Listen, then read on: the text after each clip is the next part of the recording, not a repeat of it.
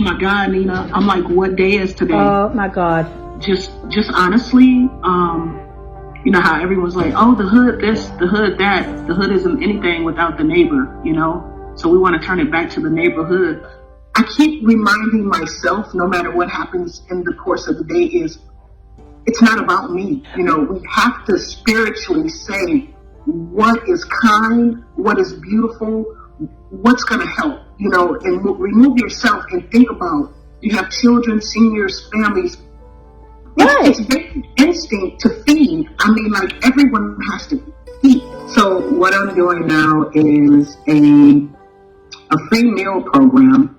So, of course, because I work in the community and I partner with so many different youth organizations, from YJC to YOU to Family Focus to Boys and Girls, Chicago, just so many different organizations. It was really easy. I remember seeing Katrina, and I remember seeing how the people were left behind. And a few years ago, I got stuck in Hurricane Harvey. And just out of those two things, I remember the first thing that was just the most basic necessity was food ran out. People didn't have money. Banks closed. Electricity was off. I didn't know which way this was gonna go, but actually before it really hit Illinois, I was like, I'm not sure what's about to happen. The week that they announced Evanston schools were gonna close, I think it was a Thursday, and schools were gonna close on a Monday, I spoke to probably about 5 or 6 parents from different programs that I'm a part of on that Friday. And the one thing that they talked about was they didn't know where the kid was gonna go. You know, they didn't know if they would be able to stay home. A lot of the parents, you know, they may be nannies or cooks, or they don't all have sick time or time off. You know, they have to go to work. So I knew a lot of 7, 8, 9-year-old kids were going to be at home. By Friday, everything was shut. Basically, people were kind of assessing their needs, but they were all over the place. A lot of people forgot to shop, because it was like, who's going to keep my kid? By Monday, a lot of people had shopped, or Tuesday, and they were like, oh, we're good. We have plenty of food. I talk to parents next week. After that week, I started getting calls, and I realized that there was a necessity for food. On Facebook, you would continuously see, what are you doing with your coworker right now? You know, say something that your little kid is doing and refer to them as your coworker. So I just flipped it over, and I was like, we're going to do kids, and we're going to call the parents the coworkers. Because all of these families all of a sudden needed food, and I couldn't think I had just really lost everything. My own business, all of my school contracts, all of my nonprofit contracts. And I was like, I don't know what to do other than I can feed people. You know, I can do meals. So that's what I did. It happened so fast. And that's just what I did. I found out a couple bus drivers that had been laid off from the school bus system. They had been laid off. So I wanted to make sure that I was hiring people that had just been laid off, to make sure I was just kind of creating a sustainable, really quick, sustainable process. And that's what I did. So I started making meals. I would do them for 2 nights. I did it out of my own pocket probably for about a week, and then I actually just made a flyer. And I started with seniors, actually. I just started doing a lot of grocery shopping for seniors and dropping off meals to seniors. And then I was like, wow, my babies, you know. The thing is, I know I work with everything from Oakton Community College, where I teach. I have youth there. I have youth from ETHS. I have kids at King Arts, Nichols, Dewey School. I work in different gardens, and I teach kids how to cook in the summer in the gardens. I know so many of these kids.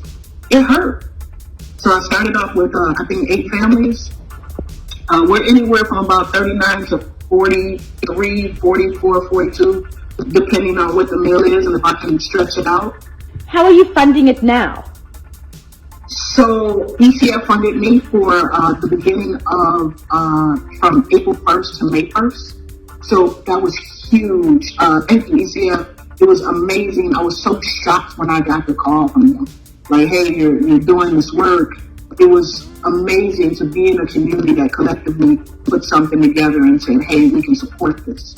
So they supported me for 70 meals a day. I'm at anywhere from 120 to 140 if I can. You know, the best part about being a chef is I can sometimes stretch it a little more. I am paying the people that are working for me far more than a working wage. You know, just truthfully, you think about the fact to come out of your home, every single time you come out of your home, you're putting yourself at risk. So I'm asking someone at one kitchen to, hey, come prep at this kitchen.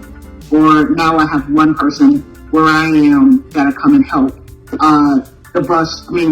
The delivery drivers, you know, the person that's grocery shopping, everyone is putting themselves at risk. So I can't say, hey, here's $15 an hour. There's no way in hell I can do that to someone, you know.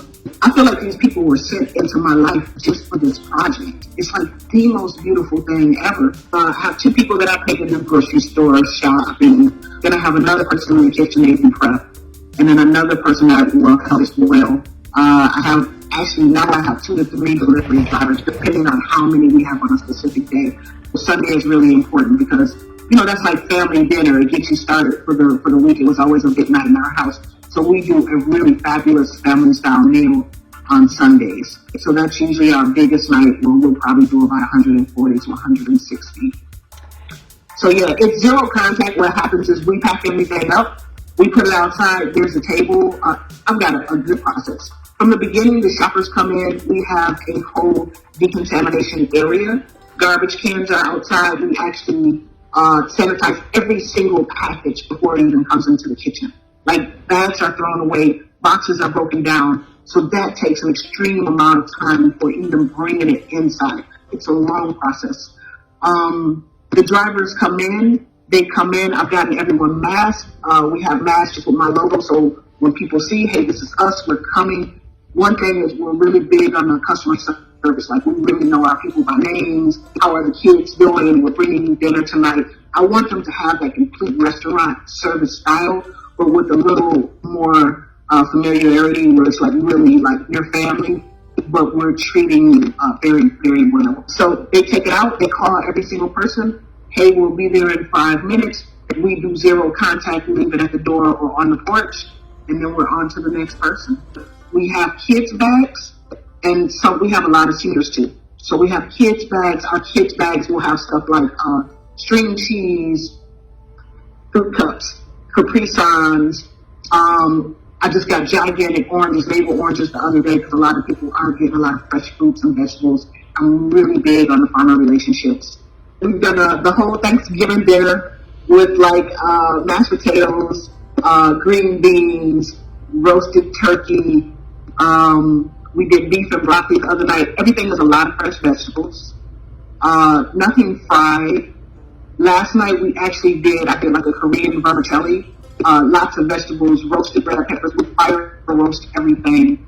Bok choy, we grilled chicken, put that over and did a ponzu sauce with a little bit of fresh mint and limes on the side, just like if you went to Dozika or something. It was really good because I got a lot of calls today. So the kids really enjoyed it. Families call, email. At first it was a lot of DMs from Facebook and Instagram. More people are starting to connect on Instagram. A lot of families that have been part of the program from day one now, they'll say, hey, Chef Q, I have a neighbor that really... Actually, I had 3 of those yesterday. Even one of my drivers said they had a neighbor that was really struggling. Can they get on the list? So it's a lot of word of mouth. Has this opened your eyes to how many people are so vulnerable, always being hungry or being, you know, a paycheck away from being hungry? Or have you always been aware of it? I've always been aware of it. I am on the president of the Evanston Food Exchange where we deal with food insecurity. But just honestly, I had no idea. It has definitely magnified the reality of our systems. When people got their very last checks, I mean, people were crying on the phone like, hey, I have no idea. I don't know. So, we're going to really have to talk about some new systems. Hopefully that will be implemented. We'll start with home, which is Evanston. But, we have to get a direct hold on this because hunger is just not acceptable. We have too much land for anyone to be hungry. And too much money. You may not, yeah. Definitely. I was that kid on the chair with my mom making string beans. It was probably the only thing that I would have actually done for free. By the time I was like 18, everyone was like, oh my God, you can cook. But I had no idea that could be a career. I have been a chef not that long. I think I may be going on year 7. I believe year 7. I love being a chef because I'm an artist. It opens up your creative energy. There's so many, I'm a student. It's like my perfect date is like going to a new grocery store. You go to somewhere like H Mart, or go hang out in Chinatown or Little Vietnam on Argyle, or go to the farmer's market downtown Evanston. Your mind will be blown. It's like the things that I don't know could create new universes. So that's what I really love. I also love the fact that there are so many kids that haven't tried a lot of new foods. And then you come in and you set some rules and you say, hey, we have a 2-bite rule and you can't participate. You can't yuck my yum. And these kids whose parents tell me before they sign up for a class, they're not going to eat this, and this. And I'm like, okay, we'll come back and pick them up in 3 hours. They are going to eat it because they were part of the creative process. They helped prepare it. So that's really fun, opening up young minds to new experiences as far as food goes as well. What kinds of things do you teach kids? Because you're teaching them how to cook, but I know you also teach them how to farm. I teach them how to garden. During that garden, we talk a lot about entrepreneurship skills. We talk a lot about investing in the community, because when you're doing a garden, usually it is a community garden. And, how do we talk to our parents about eating? How do we help our elders if we see them walking down the street with a bag, saying hello, being respectful, just things to build community. We talk a lot about that as well. So why do you feel like it's important to teach kids sort of to plant their own food, to grow their own food? It's a life skill. When I have a college student come into a culinary class and they're 20, 21 years old, and they're like, hey, chef, how do we turn on the stove? That's an issue. Because if you can't do that, that means you are more than likely going to eat a lot of food that's low quality food, processed food, things that are readily available. You might live in a drive-through, and that's nothing. As you can see right now, what we're going through, 70% of the population of deaths with COVID-19 are African Americans. And, we'll have these conversations, but I'm pretty sure it has a lot to do with diet most of the time. So with kids, to be able to start implementing this life skill, what I've noticed is a lot of kids live with grandparents. So when I have this 8-year-old and we go pick tomatoes off of a vine for the Foster Street Urban Agriculture Program, and we say, hey, we're going to make a corn salsa, a cherry salsa, and an elderberry salsa. And we get chips and we make all of this outside, and they taste it. In the beginning, they're like, I don't want to eat that. But after they put it together and they're tasting it, and I'm saying, tell me what this tastes like. Give me a flavor profile. What does it feel like on your tongue? Is it mushy? Is it soft? Is it sweet? Is it crunchy? Well, now, that lets them go home and say, hey, I tried this, and can you buy it? So now the parents want to know, well, how do I cook this? So it becomes kind of like a generational thing. So it's really easy to implement it with a child, because parents want to make stuff that children are going to eat. The idea of urban gardens and teaching kids about growing your own food, it's like for health purposes and dietary purposes, and also, yes, economic. But right now, I think this would be the best time in the world for people to buy a pack of seeds. I get pictures from parents who just planted seeds at the end of February, beginning of March, and they have plants. They have lettuce now. So especially right now, it's an activity. If you get outside, it's exercise, and then you get to consume it. So yeah, that's your baby. The majority of people who you are serving, and also the majority of people who you work with and teach, are African American, right? Probably 70% are African American. Right now, the majority of people that I'm serving are not. As far as the food program, it's everyone. It's anyone that lost a job right now. So no, it's not just African American. I have Oh my goodness. I have Asian, Latino, European. Everyone has been affected by this. So I've lived so many places. For a couple years when I was a kid, I lived in Evanston. So I feel like this is the return. I have family lineage here. My great-grandparents, my great-great-grandparents, they were the first people to open up a business in Wilmette, and then they moved around Central area. So my grandmother, my great-grandmother, they all went to foster, which is now family focus. My mom went to foster. The library there, the Edwin Sutton Library, that's my aunt. That's there. So she actually raised my mom. So I have so much history. It was amazing to move to Evanston and move back as an adult and realize I've heard this history about the Fifth Ward forever. So that's how I really became involved in the Fifth Ward, because I wanted to be a part of that. Such a rich culture.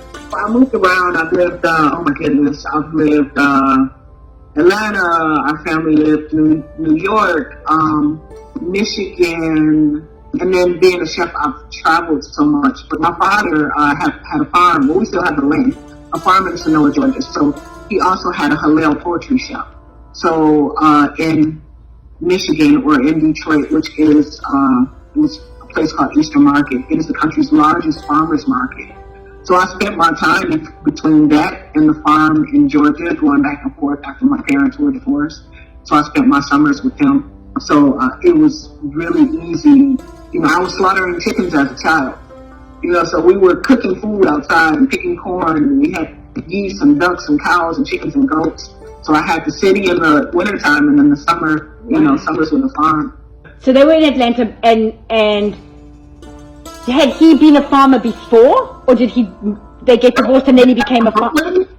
They left from Brooklyn. He had more than one wife and children, and I grew up in polygamy.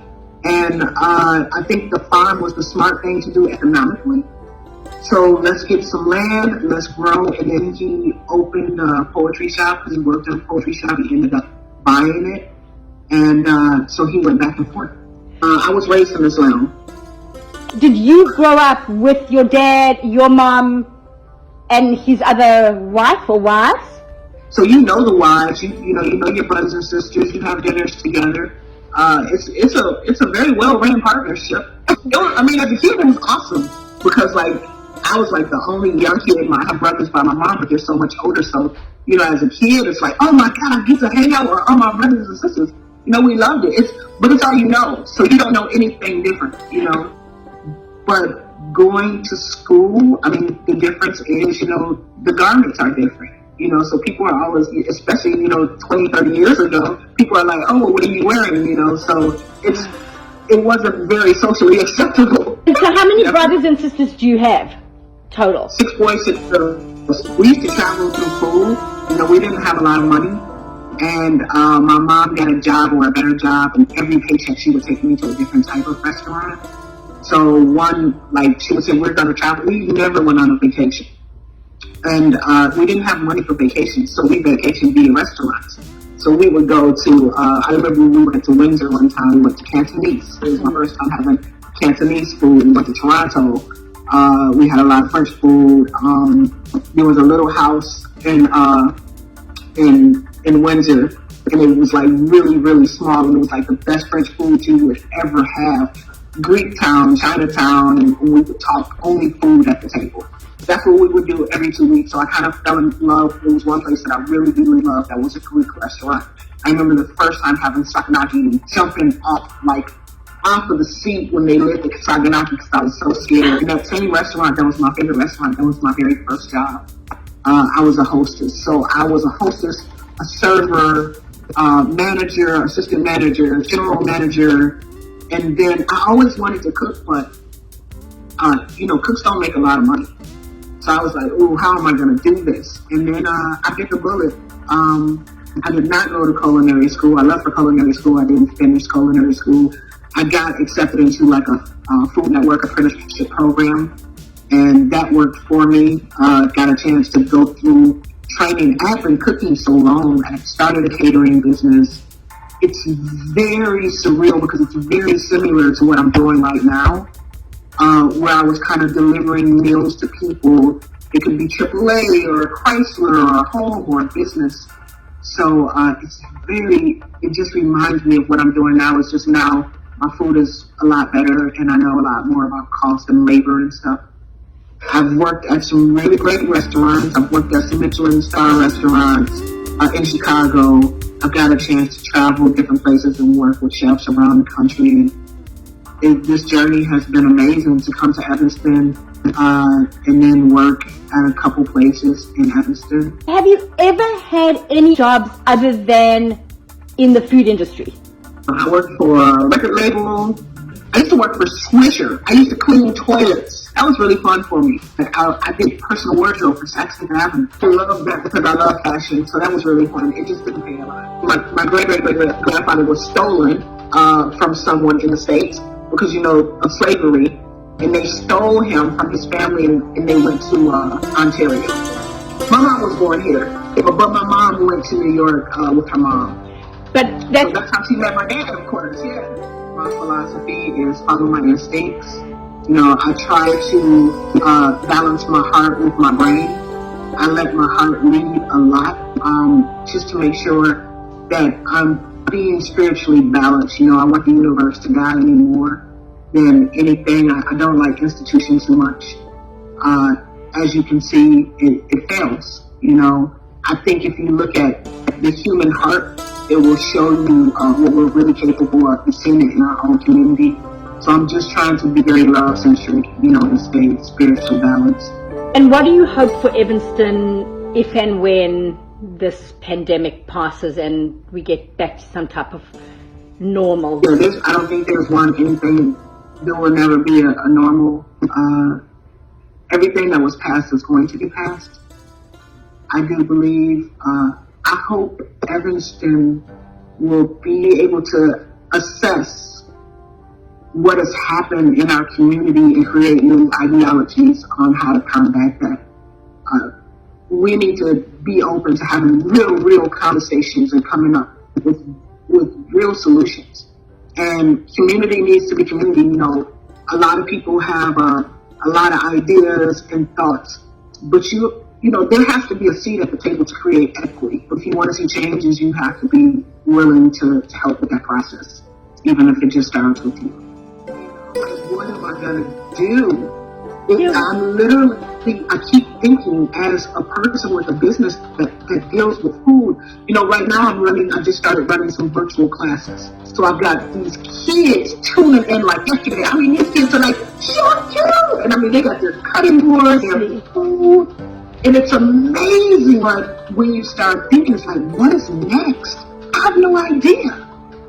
And it's like right now I have to just be guided by this moment and live in it and be vigilant about the protection. But everything right now is I'm just going to kill it with love until the next day, because that's all I have. I don't know what next week is going to be. I've invested everything into my community from the first day I got here. I know. And it's like, it's always been food, I just got this. It took forever. And really, I am literally like, okay, you don't have time you don't have time to think about this right now. Make sure the kitchen is not contaminated. Let's make sure the drivers have on gloves. Let's make sure we put in, some extra. I had extra string beans the other night. Let's bag them up and give them to the people. It's like, I can't even concentrate on what's next for me. But when I get there, it's probably like I am going to be going through the reality that hit everyone else 5 weeks ago, because I haven't had time to sit still. It's one day at a time right now. It's just like, okay, let me stay focused. Let me treat everyone with kindness. Make sure I'm staying safe. And that's what I have.